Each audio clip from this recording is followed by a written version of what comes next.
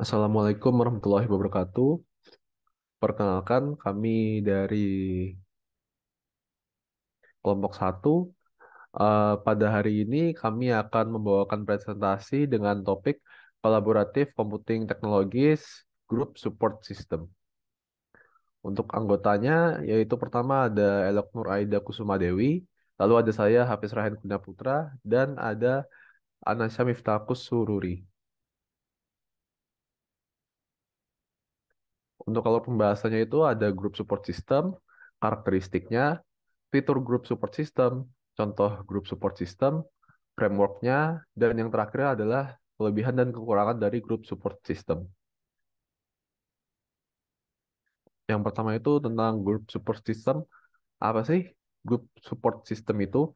Group support system atau GSS adalah sebuah lingkungan berbasis teknologi informasi yang menggunakan komunikasi dengan media komputer untuk mendukung kerja kelompok yang mungkin terpisah secara geografis.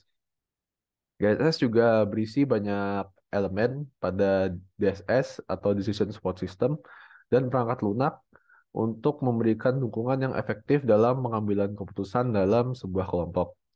GSS menyediakan platform untuk berbagi informasi, ide, dan pendapat di antara anggota kelompok yang terlibat dalam proses pengambilan keputusan.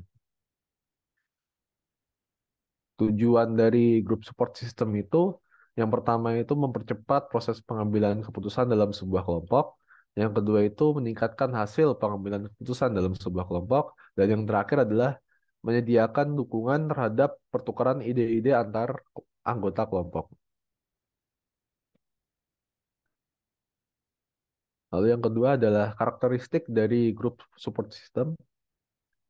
Yang pertama adalah didesain khusus dengan catatan menambah pendekatan baru untuk pengambilan keputusan grup. Yang kedua adalah kemudahan pengguna, yaitu memudahkan pertukaran pengetahuan antara orang tanpa interaksi langsung. Lalu yang ketiga ada fleksibilitas. Di sini dua atau lebih pengambil keputusan pada masalah yang sama dapat memiliki berbagai gaya dan preferensi berbeda. Lalu yang keempat ada masukan anonimus, yaitu masukan yang masuk itu dirahasiakan identitasnya sehingga bisa menjaga rahasia. Lalu yang kelima adalah komunikasi paralel. Setiap anggota dapat mengatasi masalah atau memberi komentar pada saat yang sama. Lalu ada auto record keeping. Setiap komentar yang masuk dapat direkam secara anonim untuk diulas dan dianalisis.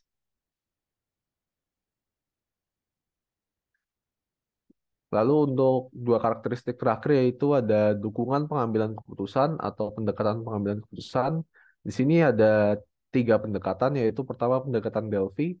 Kelompok pengambil keputusan secara geografis tersebar di seluruh negara atau dunia.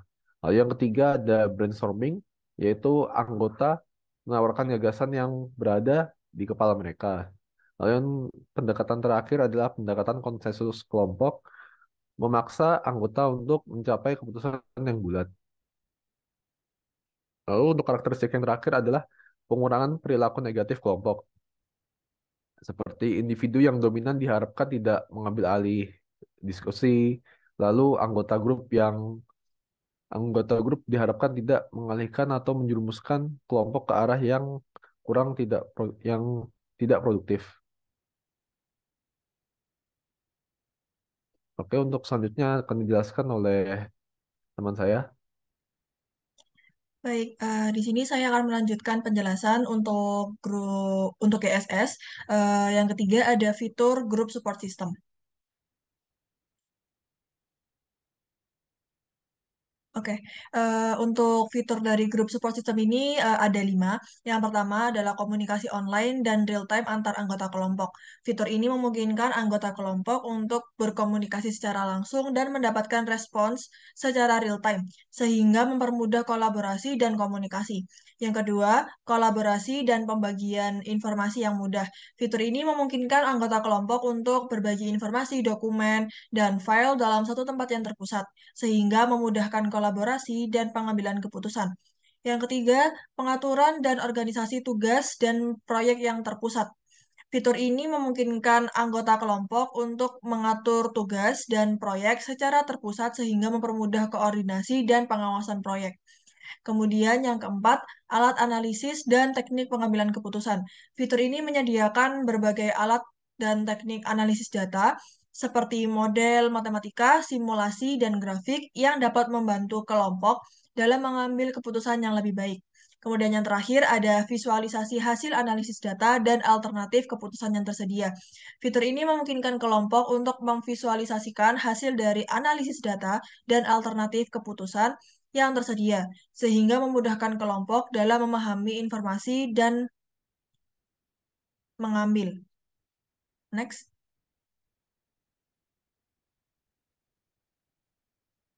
Yang keempat ada contoh grup support system. Nah, untuk contoh grup support system ini, yang pertama ada collaborative workspace. Collaborative workspace itu merupakan platform yang memungkinkan anggota kelompok untuk berbagai dokumen, file, dan informasi lainnya. Platform ini biasanya dilengkapi dengan fitur untuk mengorganisasi, berbagi, dan juga mengedit dokumen secara bersama-sama. Kemudian yang kedua ada Electronic Meeting System atau EMS. EMS ini merupakan sebuah sistem yang memungkinkan anggota kelompoknya untuk berkomunikasi dan bekerja sama secara elektronik dalam suatu pertemuan.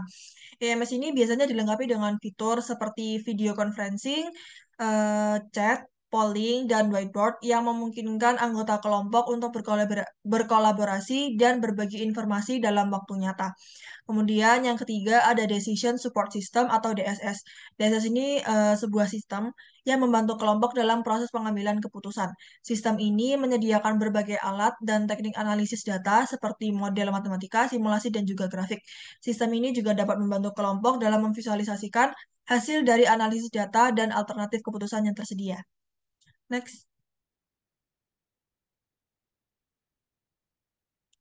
Selanjutnya ada social networking tools. Nah, untuk social networking tools ini contohnya seperti Facebook, Twitter, dan LinkedIn dapat juga digunakan sebagai GSS.